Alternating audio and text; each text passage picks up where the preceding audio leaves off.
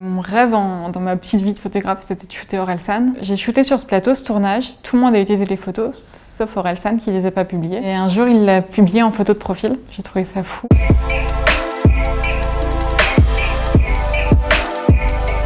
Salut, je m'appelle Laura, je suis photographe et je vais vous présenter 5 des photos qui me touchent le plus. J'ai rencontré McFly et Carito à Montreux en 2014. Personne ne les connaissait à cette époque-là. Ils avaient fait des dédicaces avec Cyprien, Jules Fou, etc.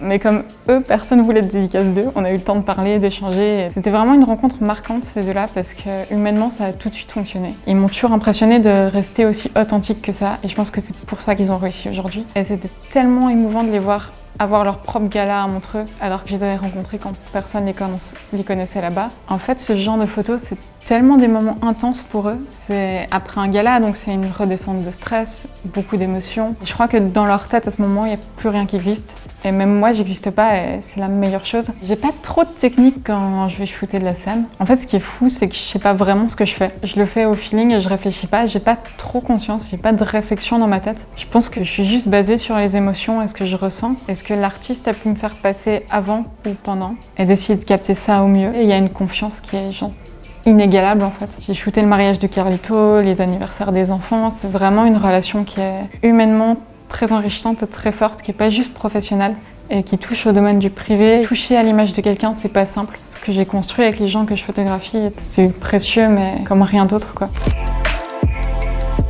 Du coup, une autre des photos qui me parle beaucoup, c'est celle du tournage de Serge et Mito. Mon rêve dans ma petite vie de photographe, c'était de shooter Orelsan. C'était en janvier 2017. Et c'était fou parce que c'était vraiment irréel pour moi. J'avais carte blanche en fait, et ça c'était assez fou la confiance que l'équipe a pu me faire. C'était la première fois que je faisais un tournage aussi gros, je crois, où il y avait autant de techniciens, autant de décors créés juste pour ça.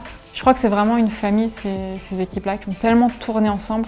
C'est pas juste du travail, c'est un truc qui est juste naturel et qui fonctionne entre eux. Cette photo, elle a été faite entre les prises. Et vraiment, l'ambiance était folle. Il faisait que rire et que dire des bêtises. C'était tellement rempli de bienveillance et de positivité. J'ai shooté sur ce plateau, ce tournage. Tout le monde a utilisé les photos, sauf Orelsan qui les a pas publiées. Et je me suis vraiment dit, bon bah, il a pas aimé, tant pis. Et un jour, il l'a publié en photo de profil. J'ai trouvé ça fou, je lui ai écrit. Et il m'a directement dit, j'aimerais qu'on fasse des trucs ensemble. Et du coup, j'ai débarqué 2 semaines après chez lui pour refaire des photos pour son Instagram. Par la suite, c'est Bercy et plein d'autres aventures cool en fait.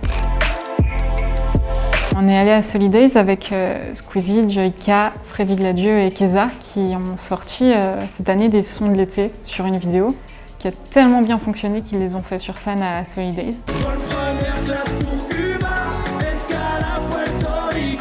Et c'est tellement loin de leur zone de confort, de ce qu'ils font d'habitude, que c'était vraiment marquant comme moment. C'était intense, émotionnellement, humainement, on a créé des liens très forts sur cette journée-là. Cette photo, c'est vraiment à la dernière seconde en sortie de scène, tout le monde faisait des cœurs avec les mains. Et Lucas a fait ce cœur, il est un peu dans l'ombre et je trouve qu'elle le représente bien. Parce que dans la vraie vie, c'est quelqu'un de tellement discret, tellement humble, tellement doux et tellement bienveillant que vraiment, quand je l'ai faite, je me suis dit waouh.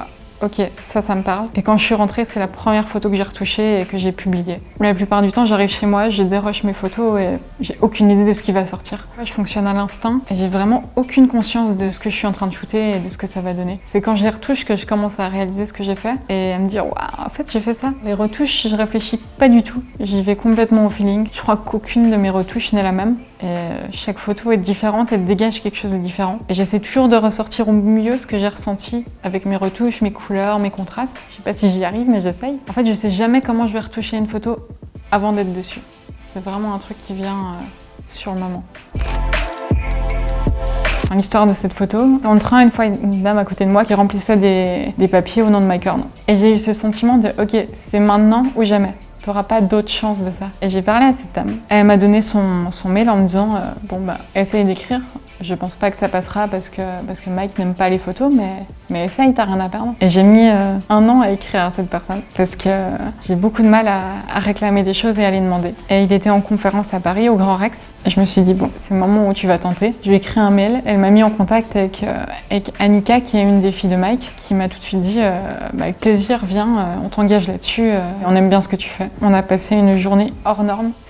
Humainement, c'était une claque que je peux pas expliquer. C'est la seule photo posée que j'ai choisie parce que son regard me touche et que faire poser Mike Horn, je pas sûre que ce soit vraiment possible. Alors je préfère vraiment les photos prises sur le vif. Je pense parce que je suis timide et que j'ai du mal à m'imposer et que j'aime bien les choses naturelles. J'aime pas essayer de contrôler les choses en images en fait. Je trouve que les émotions parlent d'elles-mêmes et qu'elles n'ont pas besoin qu'on essaie de les mettre en place.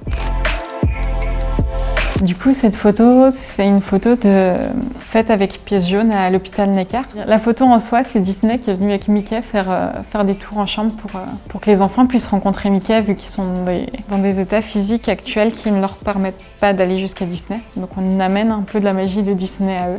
Je pense que je m'attendais pas à ça. Humainement, c'était très intense. Je pense qu'on peut dire que ça a changé ma vie et que c'est un des trucs les plus importants dans ce que je fais aujourd'hui. C'est très délicat de prendre des enfants qui sont pas dans une situation positive en image. Mais je me suis rendu compte de ce que ça a apporté aux parents comme souvenir, de ce que ça gravait. Parce que j'ai la chance de les voir dans les bons moments, les moments où ils ont des visites, où ils ont des jeux, où ils ont des poneys à l'hôpital. Et je me suis rendu compte des retours des parents que j'ai eus que ça leur faisait vraiment du bien d'avoir des belles images de leurs enfants dans ces moments positifs, alors qu'ils traversent des trucs très compliqués. C'était compliqué au début de me dire ouais, je suis en train de prendre ça en photo, parce que c'est des images qu'on n'a pas l'habitude de voir, c'est des choses qu'on n'a pas l'habitude de vivre, des émotions qu'on connaît pas en fait. Je crois que je suis ressortie de la première chambre avec les larmes aux yeux et vraiment je me suis dit waouh. Et t'as pas le droit d'être triste devant ces gens-là, t'as pas le droit de pleurer. Tu dois leur apporter tout le bonheur du monde parce que c'est tout ce qu'ils méritent et que eux sont pas tristes. Ces enfants, c'est juste des warriors. J'y vois le bonheur et j'y vois un début de guérison à chaque fois parce que la guérison d'un enfant malade, elle passe par ça. Elle passe par les moments de bonheur, les activités, les rencontres avec Mickey, avec leurs super-héros. Tu peux pas guérir sans activité à côté. Tu peux pas guérir sans bonheur. Et donc ouais, j'y vois que de la joie et que du début de choses positives.